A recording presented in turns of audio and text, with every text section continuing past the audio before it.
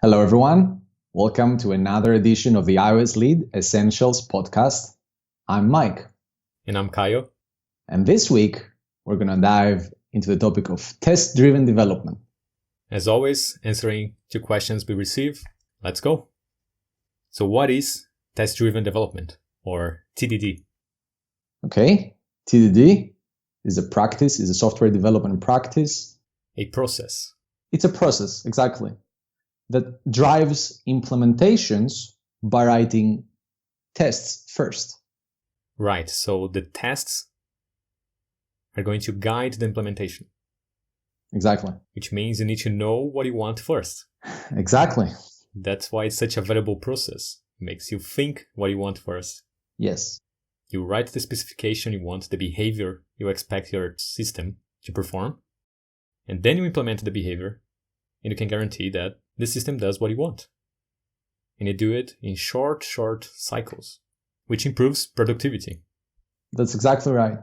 The cycles, by having predefined steps, keep you in this continuous feedback loop. So basically, you never get lost. Once you know what you need to do, you never get lost. And it's awesome, in my opinion. So what is the TDD cycle? Well, 3 simple steps. Red, green, refactor. That's it. And we have here a quote by Kent Beck from the book Test-Driven Development by Example, specifying exactly the 2 principles driving this process. Right. And Kent Beck writes, test-driven development consists of the following 2 rules. Don't write a line of new code unless you have a failing automated test. And the second rule is eliminate duplication. The 2 rules imply an order to the tasks of programming. Red, write a little test that doesn't work, perhaps doesn't even compile at first. Green, make the test work quickly, committing whatever seems necessary in the process. Refactor, eliminate all the duplication created in just getting the test to work. Red, green, refactor, the TDD's mantra. That's it. Simple. There you have it. Write a failing test. That's the red state. Make the test pass with the minimal amount of code you can think of. Refactor. And keep improving the code over and over. Red, green, refactor. Until you're done with all the use cases. Yes. Exactly. But it's hard. We should state that as a disclaimer, that although the technique is extremely simple, performing it, staying disciplined, that's a completely different matter. But I believe we'll get there. Yes. It's not difficult as a technique. It's difficult to stay disciplined about it and actually write the test first. Exactly. Controlling the anxiety. Exactly. You just run and type the production code. But if you stay disciplined, you're going to maximize your productivity and eliminate mistakes. Yes, the list of benefits is really long, and we'll get there. So that's the TDD cycle. 3 steps: red, green, refactor, over and over. Tiny steps, continuously, short cycles. Every 30 seconds, you have working code, and you have a system validating your code at the same time, and over. Just repeat the cycle until you've implemented all the use cases, until you're done. Yes. That's it. I have a quote here by Robert C. Martin in his book, The Clean Coder. And Robert C. Martin states here, these 3 laws, meaning the 3 steps, lock you into a cycle that is perhaps 30 seconds long. You begin by writing a small portion of a unit test.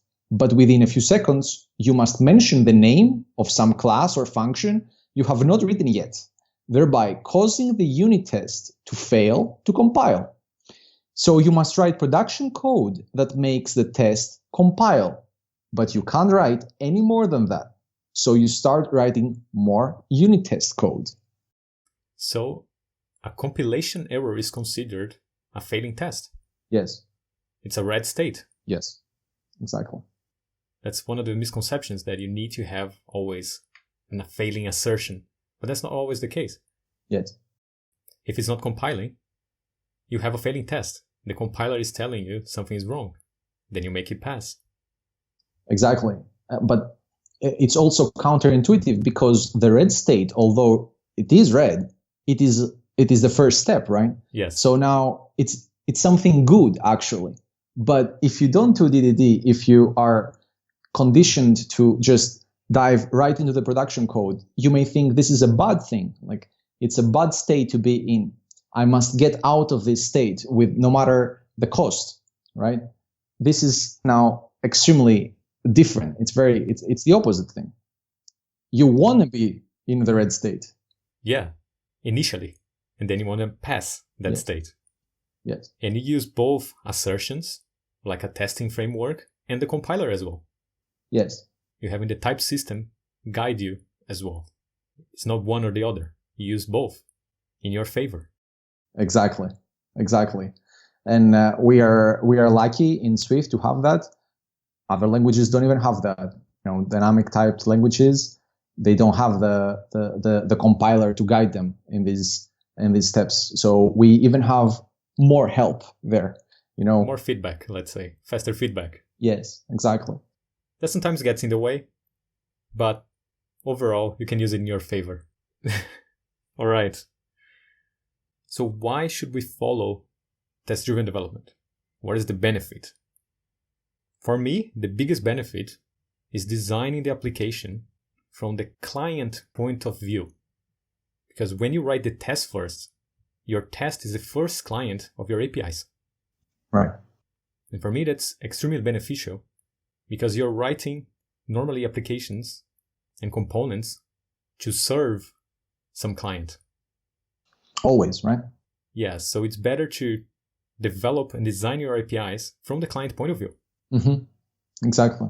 Your test is challenging your design to be simple, clean, and decoupled from other components.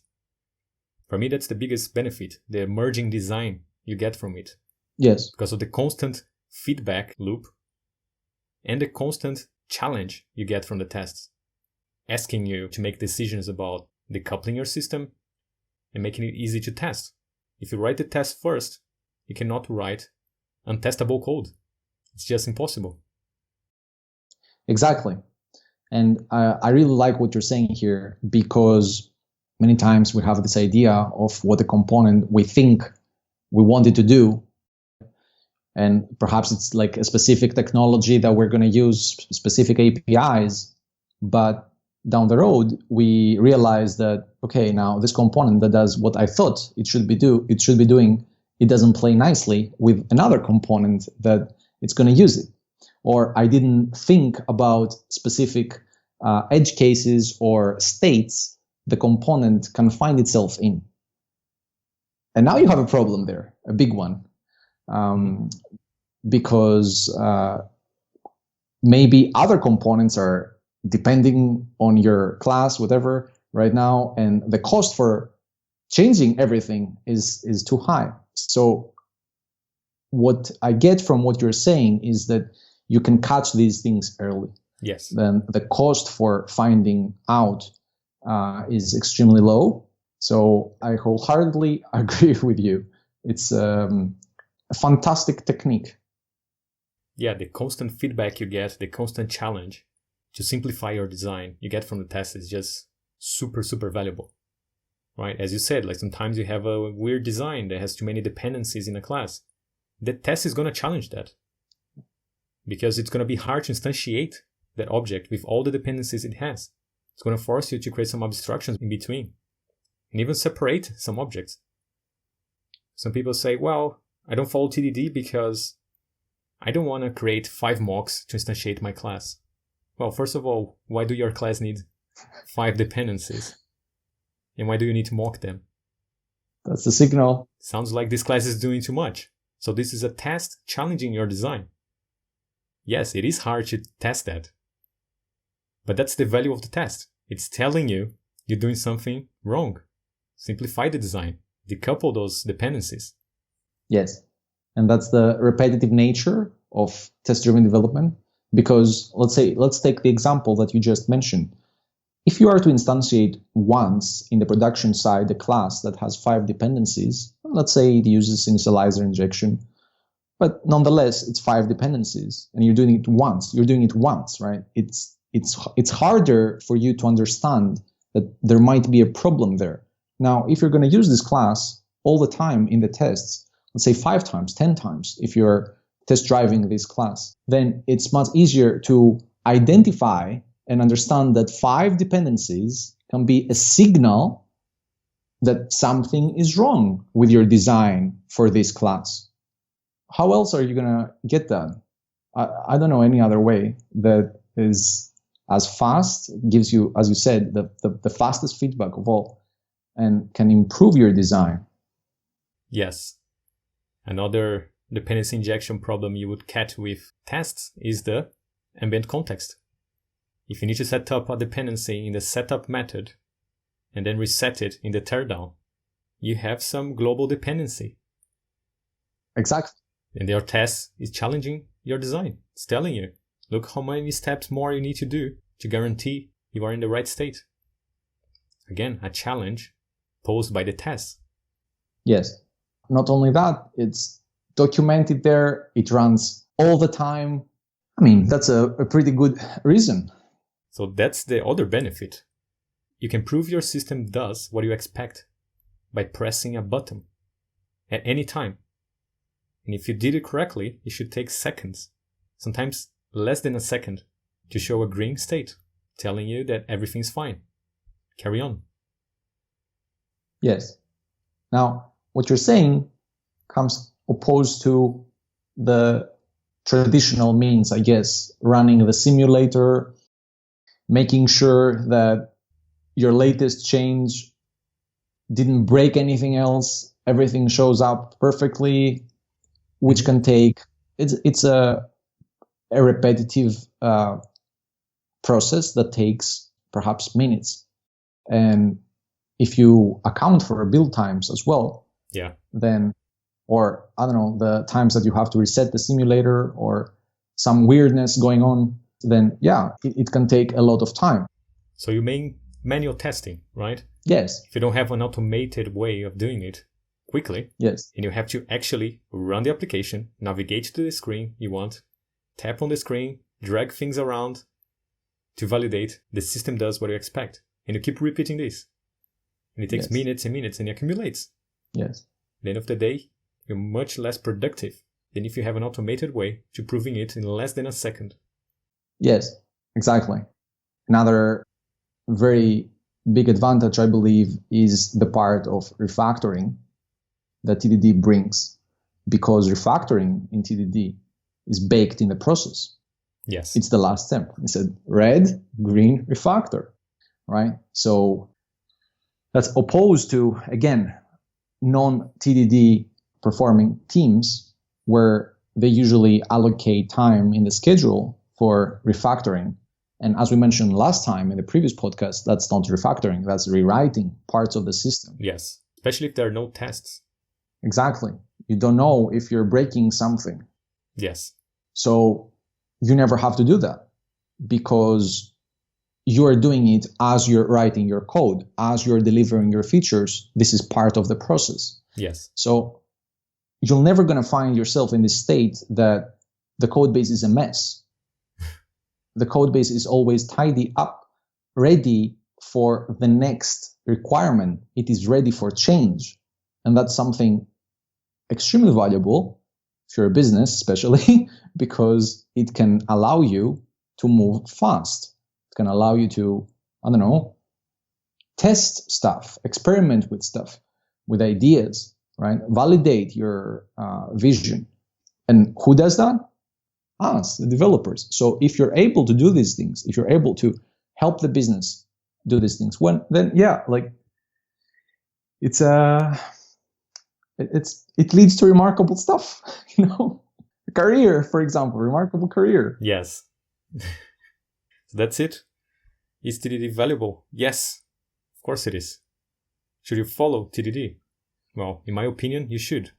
For me, it's the best process, the best development process I know for guaranteeing quality, clean code, good code that can be extended indefinitely.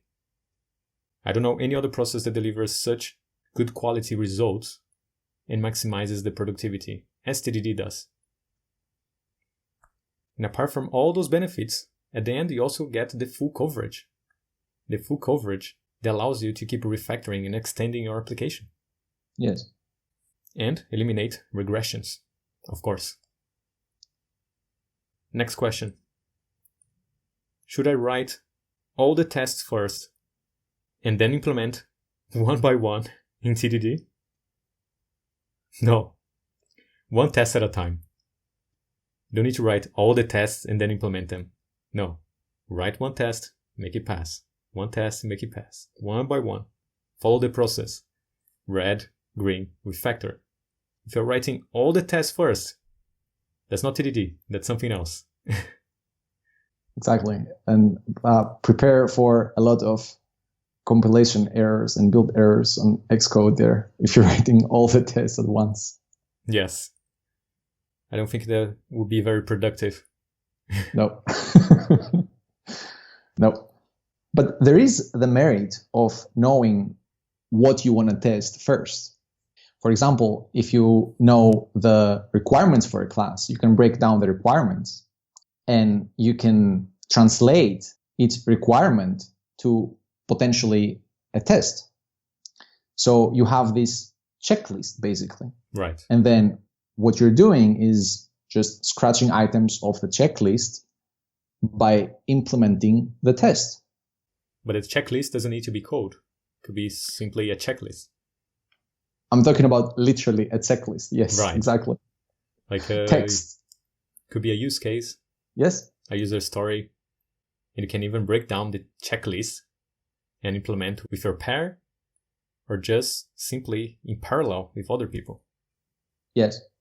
But yeah, you don't need to write all the tests first. You shouldn't write all the tests first, but you can have a checklist of the things you want to do and you implement one test at a time.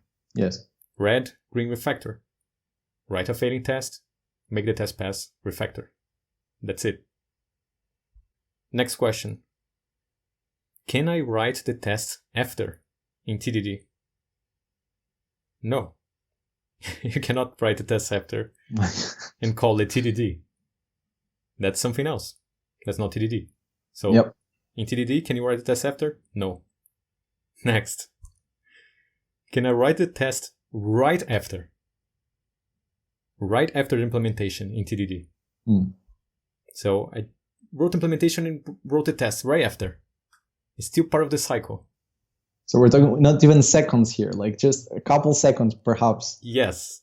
Right. No, you cannot write the test right after. Yep. And call it TDD. It's something else. If you're following TDD, trust the process. Write the test first. Yes. Otherwise, it's not TDD. If it works for you, fine. But you're not getting the full benefit of the practice. Exactly. Next. Can I write the test after if I already have the implementation? Sure, like it's already implemented. What are you going to do? Yeah.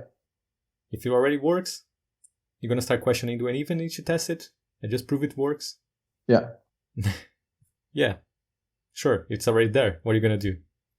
But if you want to guarantee a coverage there and guarantee that your system does what you expect, then I recommend you to comment out some pieces of the code, write the failing test for the parts that are commented out, prove that it fails, see the failing test first, the red state.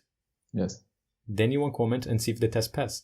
Yes. You'll be surprised how often the test either gonna pass at first when you expected it to fail, and how often it will not pass when you expect it to pass, which is a bug. You just found a bug.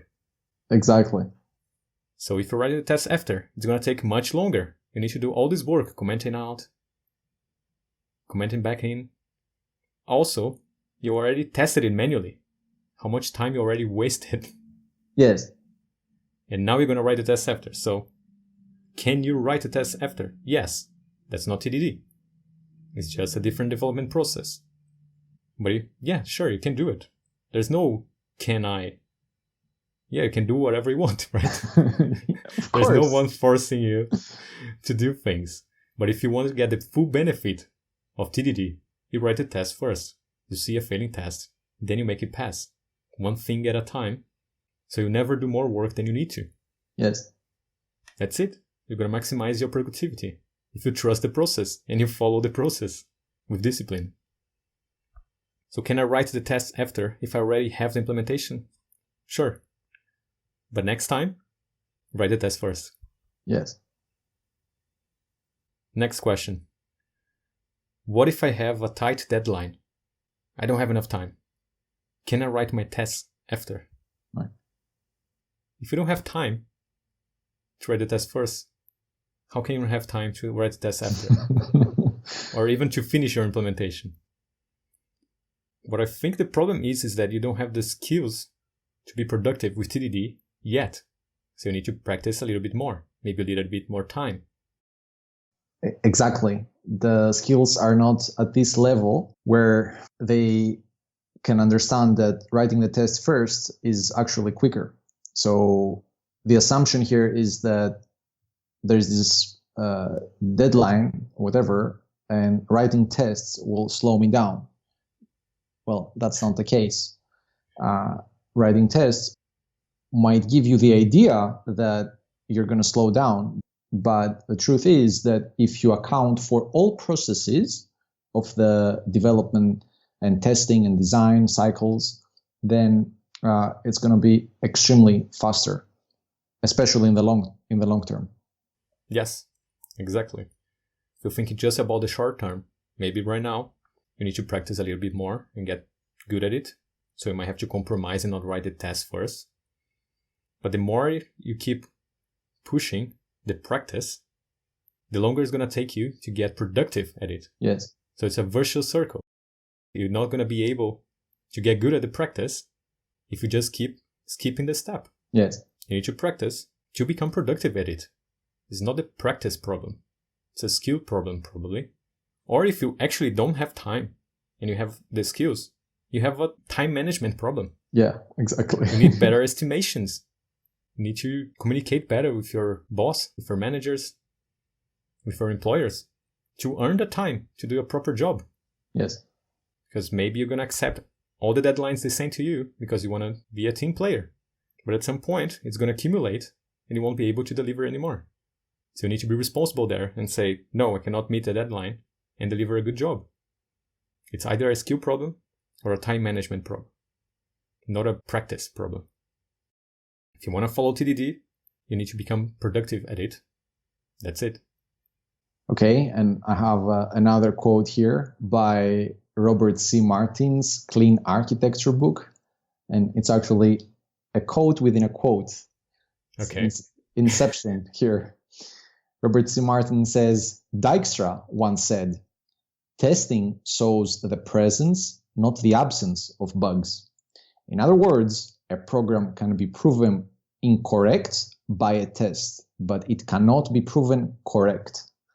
All that tests can do, after sufficient testing effort, is allow us to deem a program to be correct enough for our purposes. Right. So it is correct enough as passing all the tests we could imagine or we could think of. Yes, exactly. So the less effort you put on testing, the less value you get out of testing as well. If you don't trust the test suite enough to release the software, you're not getting the full benefit of testing. You don't trust the process. You're probably not following the process. And that's so counterintuitive, again, if you have a tight deadline and if other people are depending on you, because you probably want to deliver something in a very short period of time that works. Yes. So that's the point here. There is probably no other way, or if there is, it has such a higher cost to know that everything works at all times in seconds, like maybe minutes, but let's say seconds. Right. That's the biggest advantage here. Yes, and if you rely just on manual tests, you know what's going to happen. Very soon it's going to take days. Yes. Then it's going to take weeks and suddenly months to test the whole application. Yes. And when you find a mistake, you find a bug, you go back to the development cycle, you fix the bug, and it goes back to another week of manual tests. That's not great. We can do better than that. Yes. So by following the process, you end up with high coverage of tests you trust. If you write the test after, you're not going to trust the test as much. And soon enough, you're going to have to rely on manual tests. And that's going to be very expensive and hard to maintain. Yes. So next question. What if I have implemented the code in the past and I know it works? Should I write the test after? So you tested it manually. Somehow you run the app, press the buttons, and you proved it works. Should you write the test after? Well, you already tested it, right? If you write an automated test now, it's just to guarantee that it works tomorrow when someone else changes it. Yes. And the next day, and the next day. So you didn't get the benefit of the test challenging your design up front, or getting you fast feedback.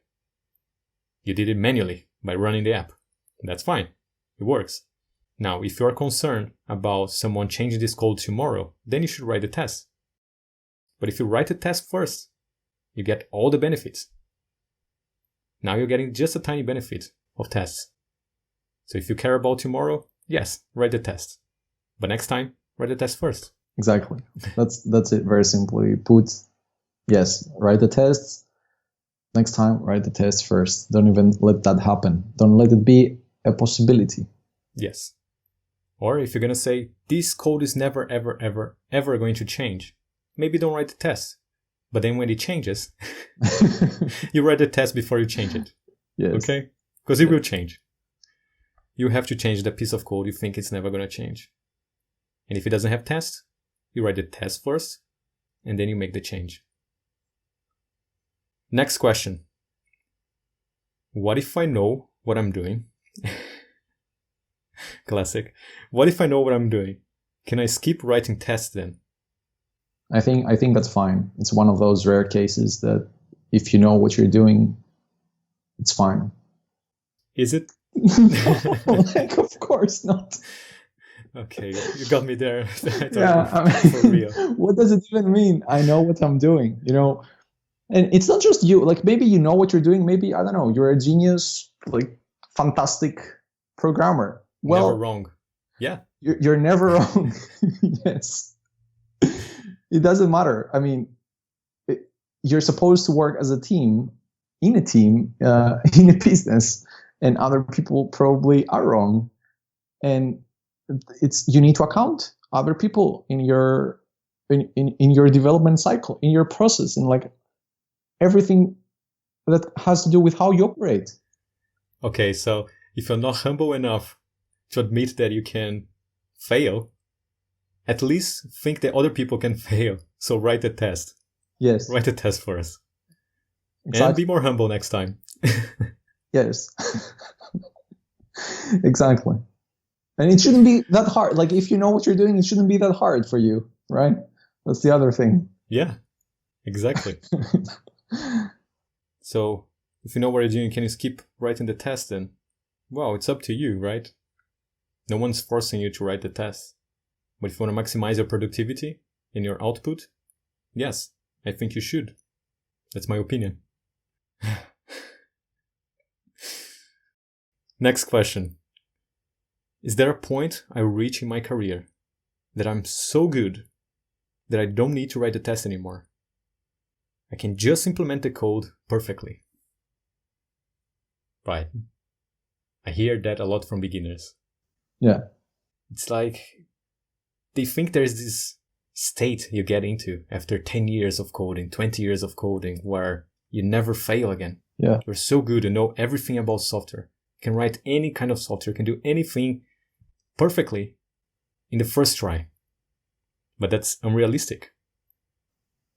It's like the beginner martial artist learning karate, and they think they're going to learn, after 10 years, they're going to be able to knock someone down with one punch every time. Yes. They can win every fight against anyone, doesn't matter the weight, doesn't matter the height, doesn't matter the opponent. They think they're going to reach this state. They're going to transcend to a godlike being. That is never wrong. That's unrealistic. That's never, ever going to happen. Yes. That's never going to happen. So, is there a point you reach in your career that you're so good that you don't need to write tests? You're always going to implement code perfectly?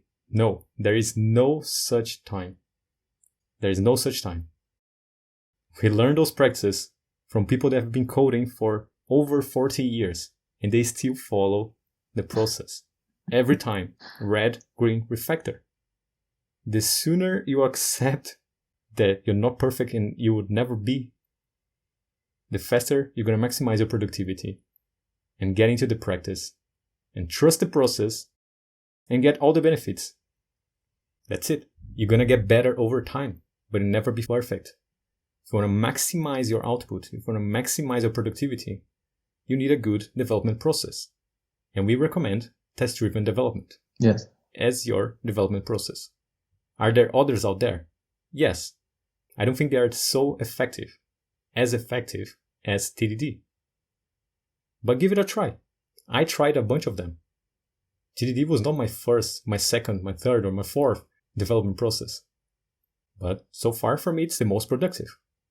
And if tomorrow I find a better one, I'll let you know. For me, it was the only one that allowed me not to worry about my future. Allowed me to think about what I have to do right now, and I had to stop worrying and remembering things and... Yes. Getting overwhelmed. Yes, exactly. So I have another analogy. Perhaps people think about, or they see memes on the internet, see like being Neo from the Matrix and seeing code and being that good, when they are writing applications. Right.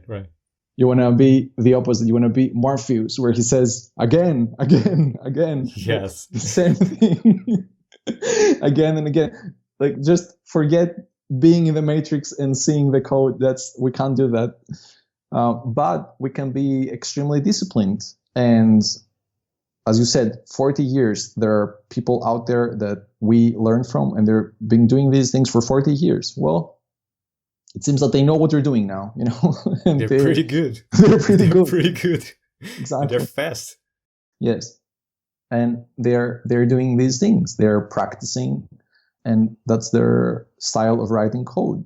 So that's if it works for them, why not work for us? That was the initial assumption, and it does. And Exactly. It's the same for you, right? Why can't they work for you? It will work for you. And the thing is, those experienced developers with 40 plus years of experience, they're also looking for better practices. Yes. They're looking for it. They're still looking for better processes. Yes. But what is the best one? My opinion right now, TDD. That's it. And I'm looking for better ones. And if I find it, I share it. And if you find it, please share with us. Exactly.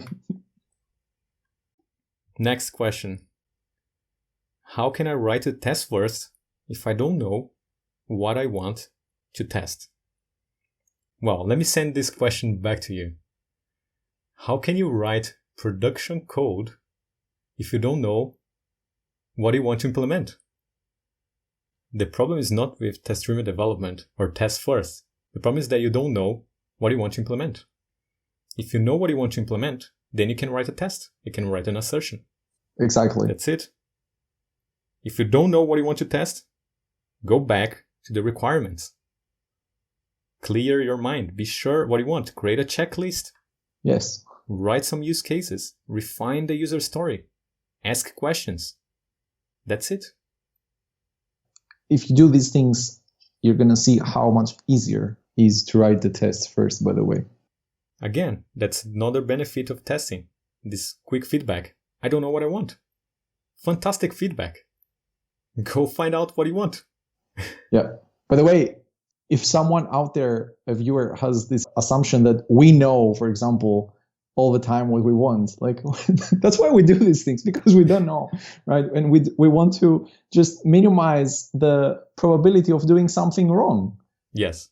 That's the big realization. When you realize that you don't know, then you want to know with the lowest cost, and that's what this process gives you.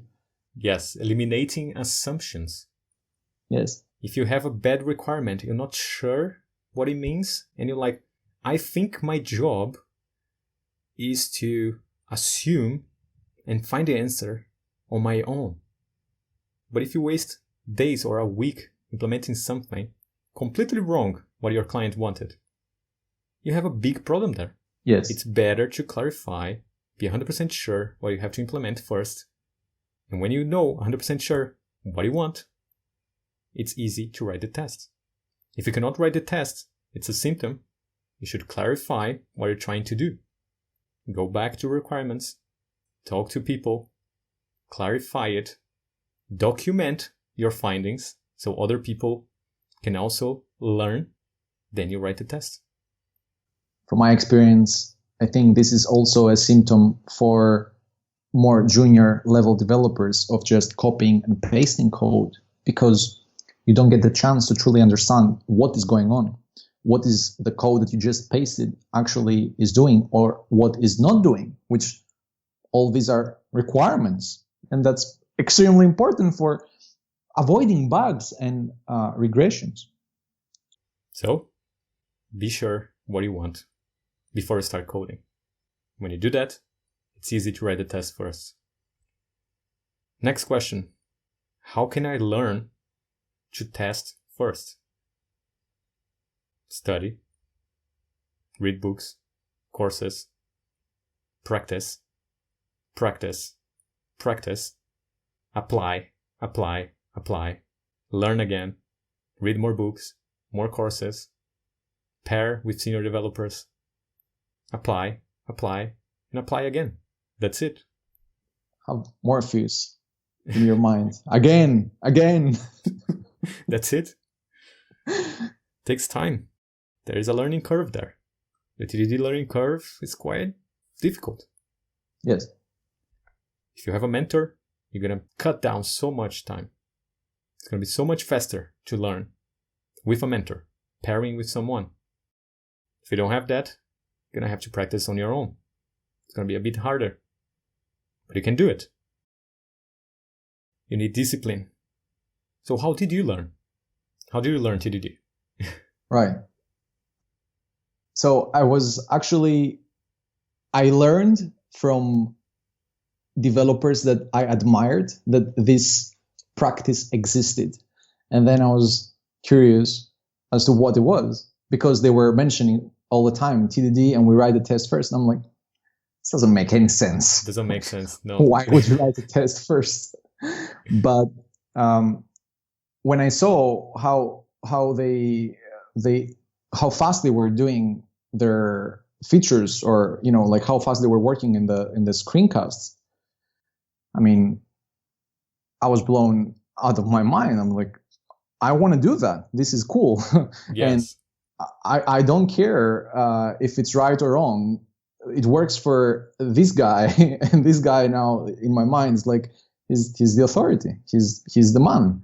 So I need to learn. And it took some time, of course. And then I met you, which, as you said, we had the chance to pair all the time. Yeah. And that was that's how things clicked eventually. And now we're helping other people to learn. That's it. You learn, you practice, you apply, and you teach others. Yes. So it's a proven technique. It's not like an academic thing. No, it's proven. It's being used everywhere.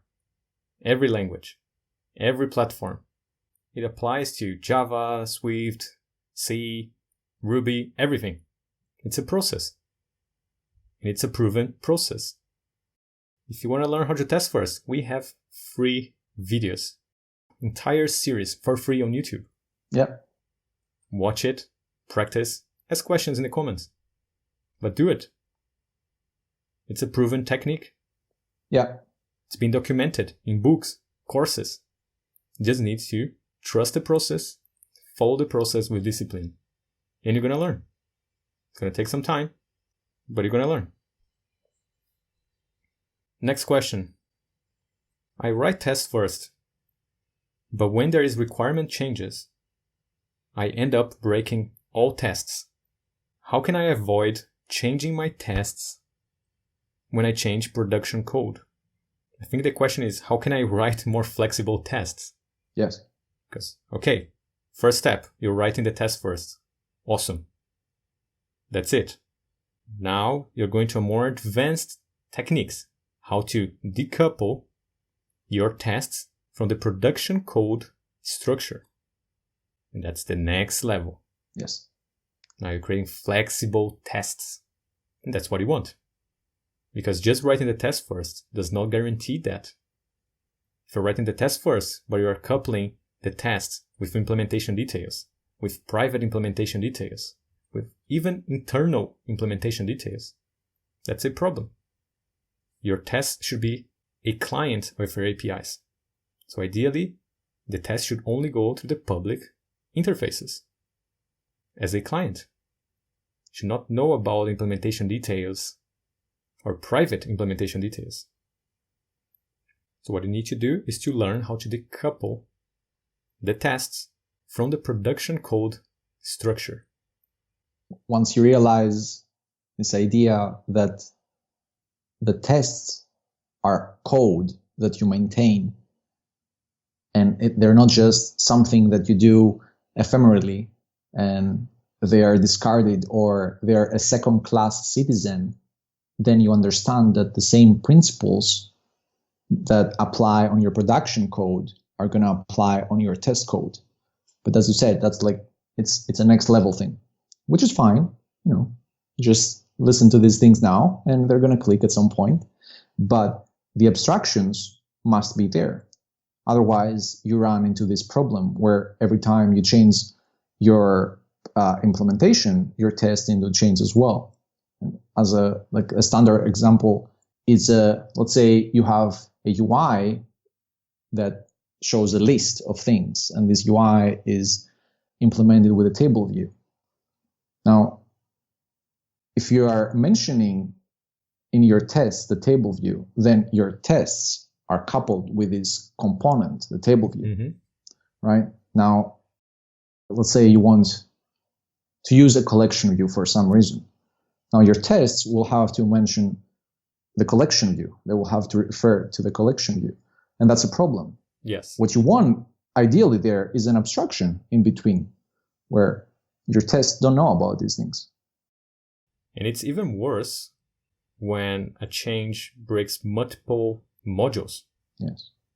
Now you have like multiple test cases depending on internal implementation details of a component. If you're testing things in isolation, you will not have that problem. Exactly. So you need good abstractions, and you need to decouple the test from private implementation details. Yes. Test through the public interface, and test things in isolation. A change in one component should not break the tests of another component. So here's a quote from the Clean Agile book by Robert C. Martin. The tests do not form a system in and of themselves. The tests don't know about each other. There are no dependencies between the tests. Each test is a small and independent unit of code that describes the way one small part of the system behaves. That's it. The tests don't know about each other and about implementation details of the production code.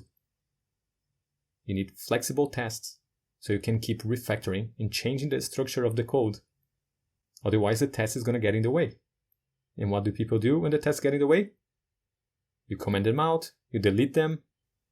Stop testing. And that's it. You stop testing. So that's the next level. You are in the right track. You're writing the test first. Now, next level. Create flexible tests. I have a quote from Sandy Metz here that perhaps can even clarify better. And that's from the book Practical Object-Oriented Design in Ruby.